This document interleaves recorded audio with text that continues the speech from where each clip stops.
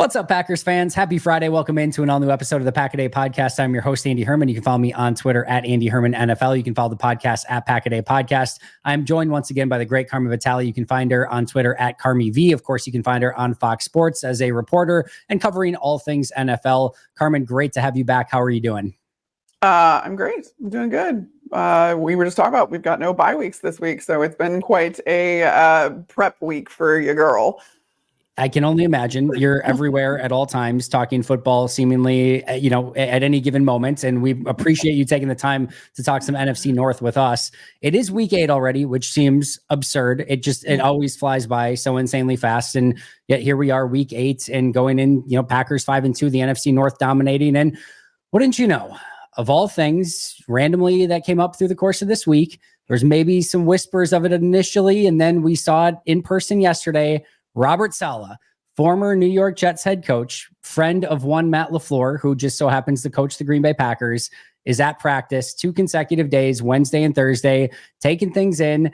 Matt LaFleur said in his press conference on Wednesday that this is a fluid situation, that he's going to be helping out the offense in some capacity, very similar to what Aubrey Pleasant did a couple years ago, coming over from Detroit and being sort of an analyst and a consultant on the offensive side of the ball. But nonetheless, Robert Saleh is here to help the Green Bay Packers. Carmen, your thoughts on this potential relationship in Green Bay? Yeah, I mean, it just proves what a sicko Robert Saleh is. Like, my dude, like, you've been through hell and back with the New York Jets. Go on vacation, go sit on a beach, do something that's not on a football field. But I saw today on Thursday that he was wearing Green Bay Packers, like a shirt, like the first day he was out of practice. I was like, oh, he's just coming to say hi to his friend. Like, maybe he is like kind of just getting, just observing whatever. He's in all black. He's not in Packers stuff. Like this, he's not joining the staff. He's not going to be an analyst for Green Bay this year, is he? And then on Thursday, he's wearing the green and gold. I mean, a black with the little Green Bay logo, but it was. Well, it's so funny how like it's so sometimes predictable in this industry, and because of how incestuous it is, these two are the very best of friends. And that, I mean, if Robert Saleh wanted to still be involved in football, of course he was going to go with his friend Matt LaFleur. It's just hysterical that he even wants to be. I'm like I think he can bring a lot to, especially when you call him an offensive analyst, and having a defensive guy to kind of round out your perspective on this, I think can only help, and it will help Jordan Love tremendously to know what he's looking at and what defenses are seeing when they're trying to attack him.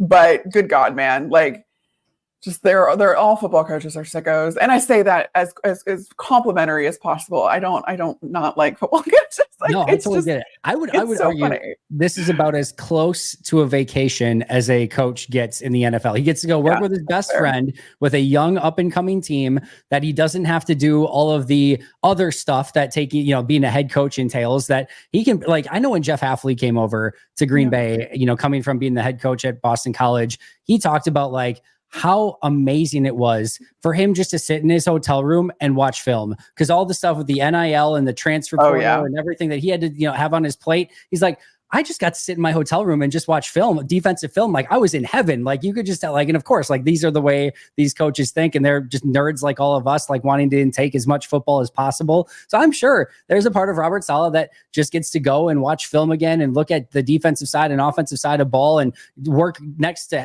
his best friend. And like, that's probably as close to a vacation as it gets, not to mention, I think he can legitimately, like you said, help Green Bay. And I'm sure it doesn't hurt. I know that Matt LaFleur is not quite to the Sean McVay, Kyle Shanahan, like if anyone touches them, like they immediately get head coaching jobs and it's like turns to gold or whatever. But like Matt LaFleur, obviously well respected throughout the course of the league, and just to kind of pick his brain and see how Green Bay is doing things right now, it certainly doesn't hurt Robert Saleh either. So I love this, matchup, and I think it could help both sides. Yeah, I do too. Everything about, being a really good football coach is someone that can adapt to certain situations, adapt with the game, adapt to your personnel, adapt to, different league trends. And then part of that too, I think the best coaches are the ones that have some sort of kind of well-rounded experience, whether they were a defensive GA in college and then, now they're an offensive coordinator. Like all of those things really, really help coaches. And so to be able to do that with your best friend too, it's the best of both worlds. You're right. It is probably the closest that most football coaches, especially if they want to continue coaching, get to a vacation. We get all of these like NFL reality shows now. Like we need a buddy cop show with Matt LaFleur and Robert Saleh. Just like we just need one of these shows just about coaches. Like I feel like people need to understand what their lives are like and like what they do on a day in and day out basis and how much it varies across the league too. That's the crazy part. As someone who has worked for a team during multiple coaching regimes, like it's so drastically different and it's so funny, like what coaches kind of like their philosophies on everything, but that's neither here nor there. Yeah, there's no standard job description. That is for sure. I guarantee if anything like that does ever happen, it will not be in Green Bay. In all likelihood, that something like that takes place. Maybe Dallas, former Green Bay. Or Los Angeles. I bet you Sean McVay would open up his... Easily. Yeah. He's probably doing it already, knowing Sean. But either way, I do think this is a perfect match. All right, let me ask you this. I'm going to have you put your Matt LaFleur hat on for a second, and you have access to Robert Saleh, and you want to, like, you can build his job description for the remainder of the year. He's probably going to work remotely for the most part, probably not going to be in Green Bay a ton, but you can build the job description for him. What are you going to put on his plate? Yeah, I'm going to absolutely, I think, keep him on the offensive side of the ball. I know that sounds counterintuitive, but you clearly have, and plus, like Matt LaFleur, I don't know how close Jeff Hafley is with Robert Saleh, and you also don't want Jeff Hafley to feel like Robert Saleh is there to step on his toes. Yep. So I think you keep him on the offensive side of the ball, and you just have him kind of review these games, and you look at kind of the miscues or the mental errors or anything like that, and you say, all right, this defense was really effective at doing this. Why was it so effective? And kind of using him to self-scout yourselves on offense to see where you can kind of shore up your deficiencies or your weaknesses. Like basically like what Matt LaFleur kind of alluded to his job already being. I think like you send the tape to Saleh right away, and he gets on a call with Jordan Love every week, and you kind of say, all right, this is what you did here. Look, this is where you should have looked your safety off, or this is why you telegraphed this play. Like just all about self-scouting on the offense from a defensive perspective.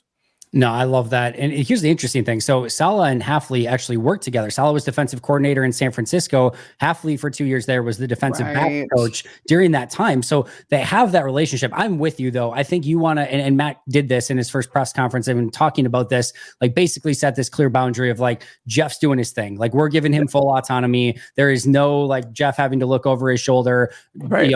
Robert Saleh is going to work on the offensive side. Like you could tell, because again, that's the last thing you want Jeff to do, is especially as he's starting to kind of get into his own and coming off a great, really defensive win against this Houston Texans team. I don't think you want that.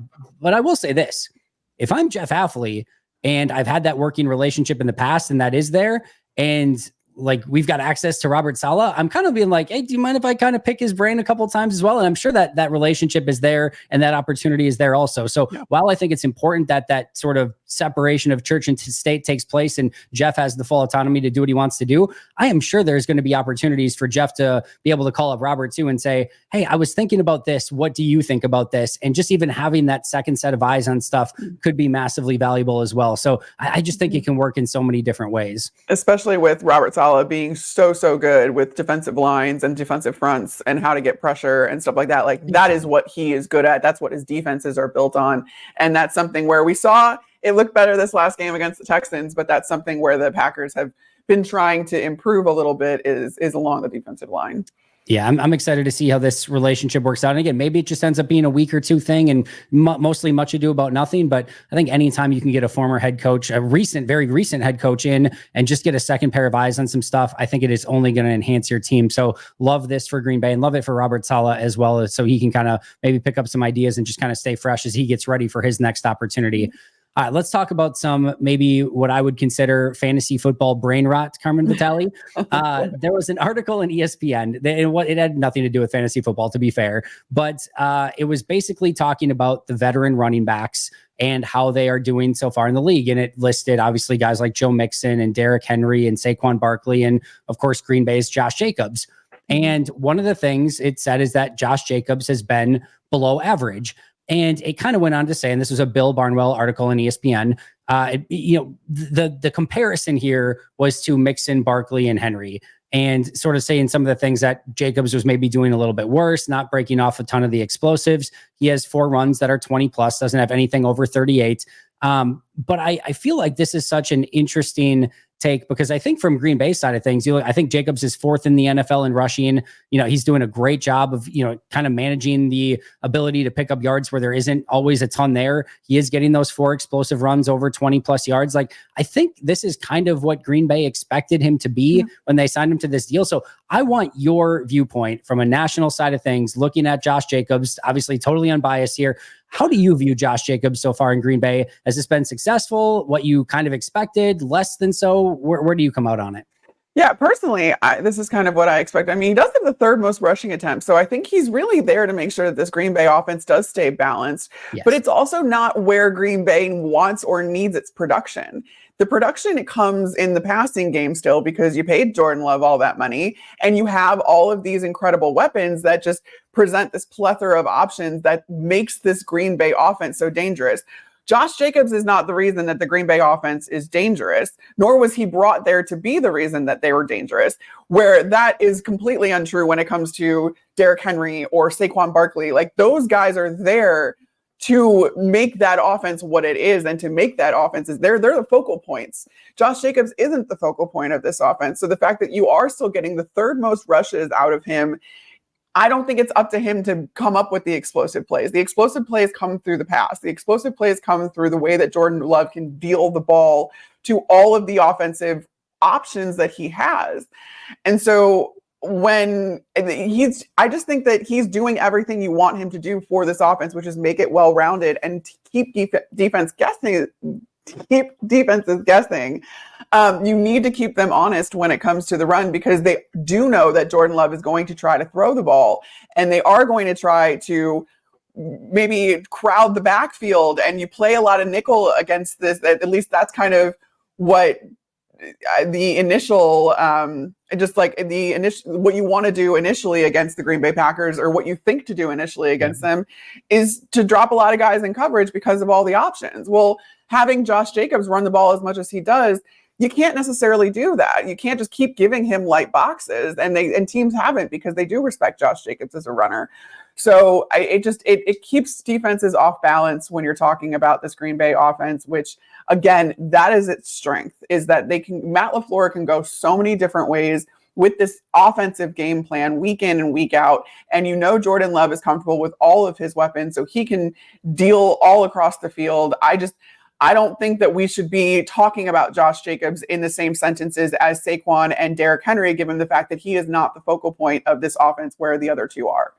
I could not agree more. I think he's been everything Green Bay has wanted him to be so far. I do think there's ways to get this running game going a little bit more, and I think we're going to see more explosives from Josh Jacobs as the year goes along. He's a momentum-based runner. He's going to continue to get options. It's going to get colder. They're going to run the football more in December and January. Like, I think there are going to be opportunities for Josh Jacobs to get even better as this goes along. And he had, again, 2 games where Jordan Love wasn't even in at quarterback, and he was, heavily targeted, and guys were extra in the box and things like that. So I think everything is exactly where you want it to be. And I think it can even get better with Jacobs. And I think the other thing too is I'm already starting to see the conversations of like, well, Christian Watson's not getting targeted enough. And, Dontavian Wicks isn't quite having the season that maybe some people expect. This is going to be the case in Green Bay while they have all of these weapons. There is not going to be a superstar. There is not going to be somebody that gets consistent, massive yardage every single week, because there are a ton of mouths to feed in this offense. And for me, like, if nobody is having that 1A ultra season, that's a good thing, because that means they're continuing to spread the ball around, and there are going to be Christian Watson breakout games coming. Dontavian Wicks had a really nice game last week. Dobbs has been on one the last 2 weeks. The first month of the season was all Jaden Reed. There are going to be ebbs and flows throughout the course of this season when it comes to production, and I don't need any one player getting the lion's share. I want this to continue to stay spread out. Yes, that is what is so dangerous about the Green Bay Packers, and that's what I keep talking about too, is that you just never know where Jordan Love is going to go with the ball. And that doesn't mean great things for fantasy people.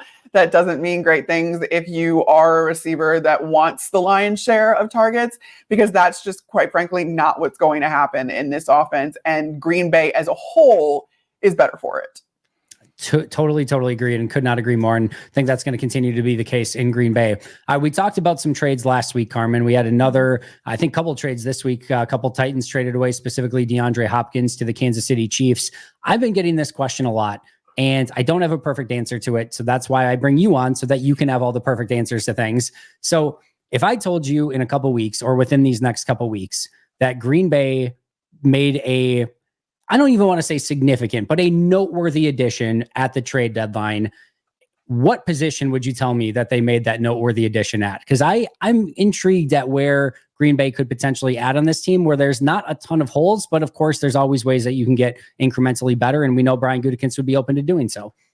Yeah. I mean, I guess it would, it'd probably have to be to shore up the trenches. Like I like the offensive line. They've clearly figured out the best 5 to be out there, but you do have to insulate against injury. I think when you're talking about Green Bay, like you said, there's not a whole lot of holes. So you're just kind of looking for insurance policies or and depth. And I think that comes along with the defensive line too. You know, you've had injuries along there. You've had injuries in the linebacking core. So like that front 7, but I don't think there's a need to go out and get someone like flashy or expensive or whatever. I think at this point, especially with the way that the team looks like it's starting to gel now that Jordan Love has been back in the lineup for a few weeks, on both sides of the ball, though, and this last game against the Texans was so huge for the Green Bay Packers defense. And you saw that they are capable of at least disrupting the quarterback, even if it's not necessarily getting sacks or pressure, although they did those things. I think Wes at Packers.com had a really great article just about what they did defensively up front in particular, and how they used their guy. They even used Sean Gary as like a decoy because they were simulating pressures up front. And that was enough to get CJ Stroud off of his game. And I think he was blitzed only I think Wes said 17% of the time on things that he was pressured on plays where he was pressured.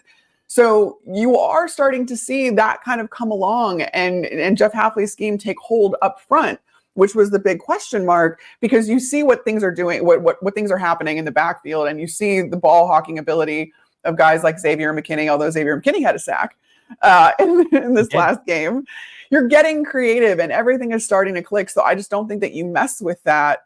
But I do always think that there's flyers to be taken on depth pieces, because injuries are a certainty in this game, and it's just where are you thinnest. So I think, you look at even the secondary, or even to that linebacking core, or you look along the offensive line, but you're deep at receiver. Even with Luke Musgrave out, Tucker Kraft is doing wonderful things at tight end. You've got Josh Jacobs as again, not a focal point, but a huge part of this offense. So I don't know. I just don't think that you go out there and make a splash if you're Green Bay.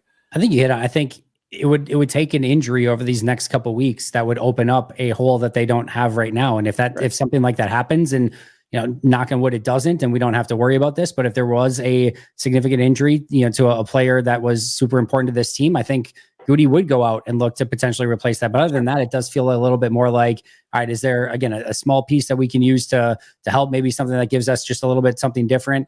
Corner's interesting to me because Jair's kind of the guy. Keyshawn, they've moved outside and he's done well there. Yes. Javon Buller, they're trying to get more snaps in the slot, and they really don't seem to want to take Keyshawn off the field. Like, I think Stokes and Valentine have been a little bit underwhelming for what they were hoping for. So, like, again, you can probably find ways to slightly upgrade, but I don't know that you're going ultra aggressive to go and do something like that when you do have the pieces and the depth that you need at some of those positions. So I don't expect Green Bay to make any sort of flashy moves, but if they do, I will be interested. I will say this: every other year, it seems like there is a significant need and they never make that move. So now when there's not, maybe they will go make that move. It's of course, everything's always a little bit upside down, it always seems like, but I digress. We shall see what happens in the next couple weeks. All right, let's talk about, as we kind of transition into our NFC North review and preview for this week. I know you were taking a close look at Jared Goff and his potential MVP candidacy, which I am 1,000,000% on board. Like, he is that good and he deserves to be in that conversation. The top 7, I think it is here. Yep. Quick math is here are the top 7 in MVP odds right now. Lamar Jackson, of course, number 1, Patrick Mahomes, Josh Allen, Jared Goff, CJ Stroud, Jordan Love, and Sam Darnold in that order.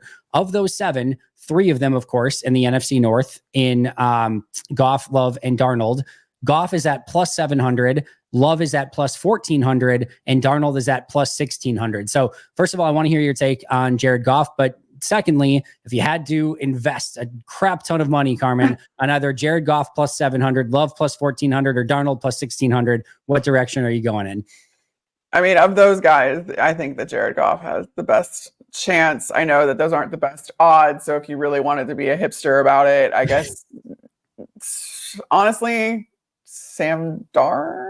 No, I'd still go Jordan, because if you look at what Jordan was able to do in the back half of last season, I still think that like he hasn't reached his ceiling when it comes to what he's capable of in this Green Bay offense. And I think he's only going to continue to ascend as the season goes on, and he could become pretty undeniable by the end of it. Yep. But that being said, I mean, Jared Goff is just on an incredible tear. And it's, to me, it's between him and Lamar Jackson. It's going to be really insane if Lamar Jackson plays better than he did last year, his MVP year, and then doesn't end up with MVP this year.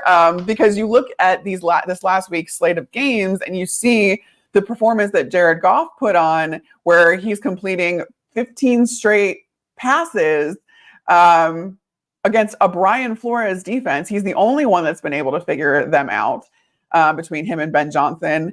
And then you were like, oh, there's no one that could possibly, like he has to be the front runner for MVP. There's just no one that's playing like him. And then Lamar Jackson goes out on Monday night and just says, hold my beer. Yeah. Like that's what Lamar Jackson did against the Tampa Bay Buccaneers, much to my own chagrin. But he is also being put in so many incredible situations. Lamar is, with Derrick Henry. But what we're not talking about enough, though, is that Lamar Jackson is second in EPA per dropback. And he is second in overall EPA passing. So this is a guy that is passing the ball better than he ever has in his career. And he's also a factor in the run game. There's just no one that's doing what Lamar Jackson is doing. But when you look at what Jared Goff has been able to do with just the accuracy, it's not as if, though, that, he's got, especially over the last 4 weeks, Jared Goff leads the league in completion percentage. But he also leads the league in yards per target or yards per attempt. And that's insane when you think about it, because not only is he completing passes at a crazy rate, but he's pushing the ball down the field. So often when you see these guys with really high completion percentages, it's because they're kind of dumping things off. They're taking their checkdowns. It's all of those short and kind of quick game throws. And that's not the case with Jared Goff. He is the beneficiary of a lot of yards after the catch, but I do think that is more to do with Jared Goff's decision-making and just the play designs from Ben Johnson being able to kind of isolate some of these receivers than it is just that receivers are getting those tough yards after the catch. I mean, Jared Goff is able to hit these guys in stride, no one more so than a guy like Amon-Ra St. Brown, and they are able to go yards and yards and yards before a defender is able to even contact them. So this is it's just an incredible run. And when you look at what Jared Goff was able to do against this Minnesota defense, for those of you that don't know the way that communication works between an offensive coordinator and a quarterback in game, most people know the quarterbacks have the headsets. You have your offensive coordinator talking to you. Those headsets cut off 15 seconds before the play starts. So you are not able to communicate, and your offensive coordinator is not able to communicate to you on the field within the last 15 seconds before the play clock runs out. So if you look at what Jared Goff then did, there are so many times where right up until when he snaps the ball, he is making changes on the line. There are things built in for him as far as protections go and everything against a Brian Flores defense that can go cover zero on you. Yeah. But it's up to Jared Goff to then say, okay, I need you, I don't need you. And then releasing some of these guys like tight ends, running backs that are involved in the protection scheme into their routes. That is what Jared Goff is doing in real time. And I don't know if him and Ben Johnson figured out tells from this Vikings defense to figure out who was actually coming and where they're coming from, because that's the biggest question mark when it comes to Brian Flores' defenses. But he seemed to know. And I mean, there's things like the 30-yard completion to Sam Laporta over the middle. You go and you see that he puts his hands on his helmet like this, and all the guys are echoing it. So he's changing the play. And you think, oh, Minnesota has 7 guys on the line of scrimmage. He's making sure that Sam stays in to protect. No, Sam then releases into a route, and sure enough, only 4 guys come. or maybe it was 5, but whatever it wasn't all 7. It was not a cover 0 look from Brian Flores. And it's like, how did Jared know that? How did he know that? Like, the processing ability, which is not something we've historically associated with Jared Goff, is just leaps and bounds what it was when he was with the Rams. Now with the Lions, he just seems to know exactly what he's looking at, and he's making really good decisions, and he's taking care of the football. I cannot say enough about Jared Goff. There's my soliloquy. I know I went on for like 5 minutes just there, but good God. He's really, really impressed, I think, everybody this season, including myself. I'm glad he's getting his flowers. I know people are already going to be mad at me as I'm saying this right now, like in Lions colors for some reason. Didn't even recognize it coming into this, but I know, right? Yeah, it's all right. Either way, I do think he's having a phenomenal season. He deserves to be in that conversation completely. And, you know, what I will say too, is, like, I don't know if this is going to be hot takey or not, but like, if somehow the Lions end up winning a Super Bowl, and again, not cheering for that by any means, despite the colors choice for me today, that may go down as one of the greatest trades of all time for both teams. Like, we always talk about from a trade standpoint of like, oh, this one team ripped off the other team completely. Right. And like, you can absolutely win a trade that way, but you know, there are opportunities too where both teams actually come out better for it. Like, those are the best trades that you can possibly have where both teams actually win. And if the Rams get their Super Bowl with Matthew Stafford, which they did, of course, and, you know, all of a sudden the Lions get to sort of rebuild and get Jared Goff out of it, and now Goff would go on to win the Super Bowl. And even if not, like, this is already one of the most, you know, impressive trades that it really worked out phenomenally for both sides. But they're one Super Bowl away in Detroit from being like, this legitimately propelled both of these teams to championships. And you just don't see trades like that in any sport very often, if ever. Yes. Agreed. It's one of the very, very rare scenarios where it worked out for both teams, especially on like pretty much a player swap. So like that was the other thing too. It's not like you got a whole lot more in addition to Jared Goff that like propelled your team forward. It was really Jared Goff and just the way that Ben Johnson has taken to Jared Goff and Jared Goff has taken to Ben Johnson. Like, they just seem to have a really good working relationship, and Ben Johnson is designing things for Jared Goff and according to his skill set, that's really paying off. And it has Jared Goff playing with more confidence than we've ever seen him play with before. All right, so we just kind of touched base on Vikings, Lions. We've been obviously talking Packers, Texans here all week, and then the Bears had a bye week. So we'll bury week 7 and we'll look ahead now to week 8. We can't talk, unfortunately, Vikings, Rams, because we are recording this on Thursday. It is airing on Friday. So we can pretend we can like record 2 things right now and say, oh my goodness, yeah, we knew the Vikings were going to win, or we knew the Rams were going to win. I can edit it out, but no, I digress. We can't really cover that one, but we'll both be, I'm sure, watching tonight and seeing if Minnesota can take care of business against those LA Rams that we were just talking about with Matthew Stafford. But we've got 3 other games. And by the way, all 4 NFC North teams are favored again, which would be insane if all 4 won again. But we've got Lions, Titans, where Lions are, of course, ridiculous favorites in that game, understandably so. Bears, Commanders, where the Jaden Daniels situation is certainly in flux and up in the air. The Bears are currently favored in that game. And then Packers and Jacksonville, where that line continues to shrink. It's at 3.5 right now. So your thoughts on the NFC North matchups this week?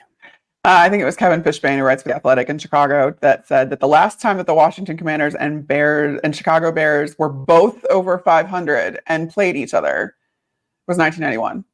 Whew. So this is just, which each organization has faults in that one.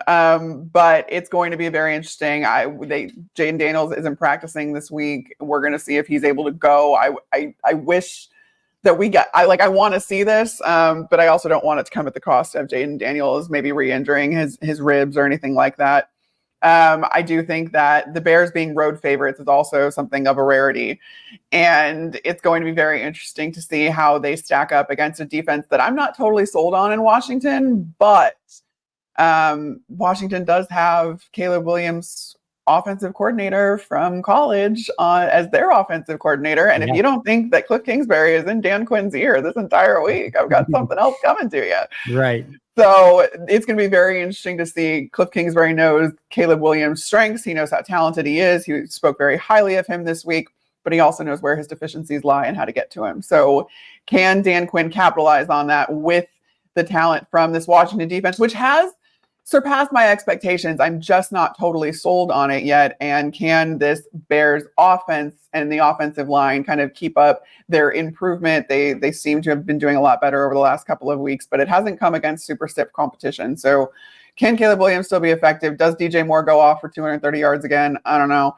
But this Bears defense is going to be super stingy. And so if the Commanders do not have Jaden Daniels under center, I know it didn't seem in game to matter as much. Marcus Mariota was still effective in this Washington offense, but this Bears team is different than the level of competition that they were going against last week. So are they going to be able to get the turnovers or the takeaways from Marcus Mariota? Are they going to be able to pressure him? And I would bet that they will be able to. So that's going to be a really interesting game, regardless if Jaden Daniels plays.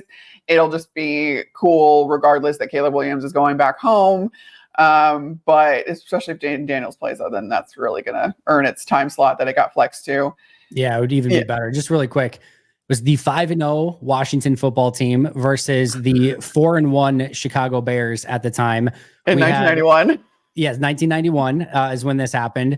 Mark Rippon was at quarterback for Washington, 18 of 31, 168, 2 touchdowns and a pick. It was Jim Harbaugh at quarterback for the Chicago Bears, 17 of 41, 206 yards, no touchdowns, 3 interceptions. You had Chip Lowmiller start things off with a field goal, Mark Rippon to Art Monk, Neil Anderson with a 1-yard run for Chicago to make it 10-7. Then Rippon hit Monk again, and Chip Lowmiller finished it off with a field goal for a 20-7 Washington football team win over the Chicago Bears back in 1991. So that goes in the way back machine. But yeah, it was that long ago, which is crazy. I was gonna say, I'm sure people. I just heard names that I haven't heard in a very, very long time.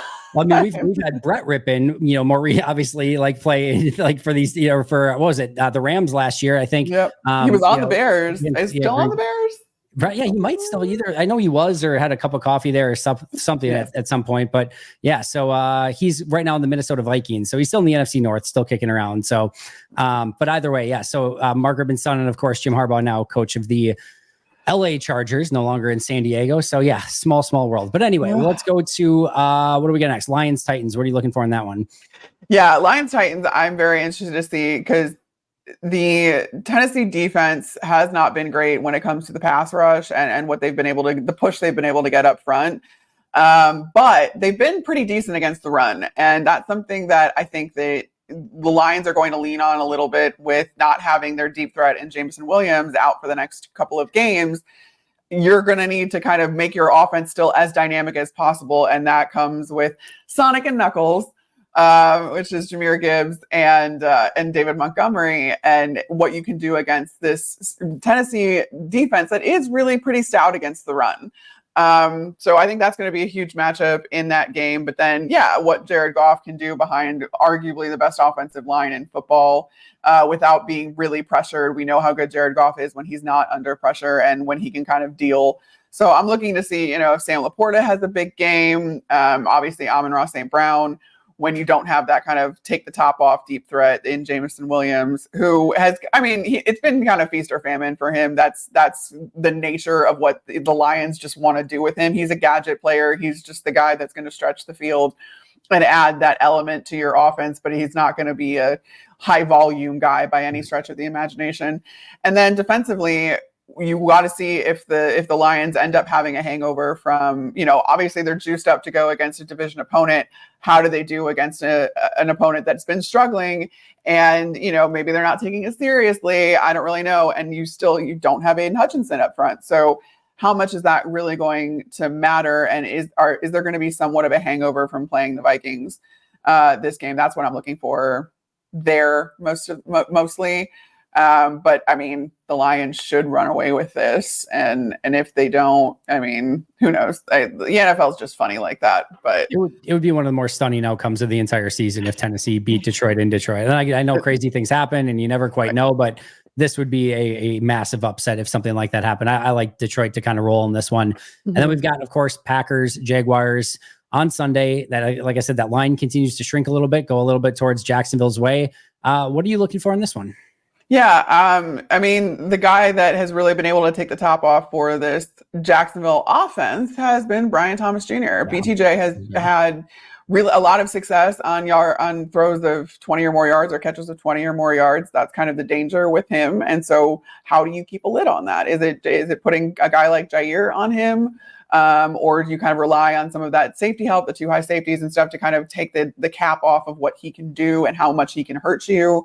I do think that, Tank Bigsby had a really good game this last game for Jacksonville. So how do you kind of stop the run and basically not let Jacksonville even start, given that can make them pretty one-dimensional? I think it's going to be crucial that Green Bay gets out to a lead and then forces Jacksonville and Trevor Lawrence to play from behind, because we haven't seen them be able to climb out of those holes when they do get down. So that's the biggest thing with them. But again, I don't really know why the line is moving at all. I think Green Bay is by far and away the better team, and this is this kind of matchup. I mean, I know the Jags are kind of on life support right now, and they got the win in London finally. But I don't have any trust in them to be a cohesive team. And I just think that the Packers, by contrast, are one of the more complete teams in the league, certainly in their conference. So I think that this is going to be the Packers' game to lose. I think so too. I feel confident Green Bay gets the win. I will say sometimes they have the propensity to maybe win a little bit ugly. So maybe they only win by a field goal, which I don't care about. Like if they get out of Jacksonville winning by a field goal and what's a little bit of a trap between Houston and then Detroit next week, like so be it. They'll be fine. I'm not concerned about that, but it would be massively disappointing if they did not come out with a win in some capacity, right? If somehow Jacksonville pulled the upset and, just coming off a win against Houston and then you give it right back against Jacksonville, that would be massively disappointing. So win by 3, win ugly if you need to. I don't really care about the style points. They've got a big game coming up with Detroit, and they can't look to it. They got to look at this one first and make sure to get the victory there, and then they get that Detroit game and then a bye after that. But either way, we could be looking at another 4-0 week for the NFC North. Again, maybe you're listening to this in the future and the Vikings have already lost. That'd be great if that happened. But as of right now, as we're recording this, the NFC North could go undefeated. I guess I have the purple lights behind me that could be taken as Vikings. People are gonna be all over in the comments. We'll be all right. We talk Packers 365 days a year. We have enough good positive points in the bank to make up for it. Carmen, you're the absolute best. Oh, look at this. Yeah, see, we're all set. Now the Packers are winning for sure. Carmen, you're the best. Where can we find all of your incredible work? Just go to Carmi V on Twitter, on Instagram. That's where all of my stuff is posted, between all the things that I'm doing between the PFF show. I do have a Bears, if you want to keep up with the Bears at all, I have a Bears show on Marquee Sports on Tuesdays.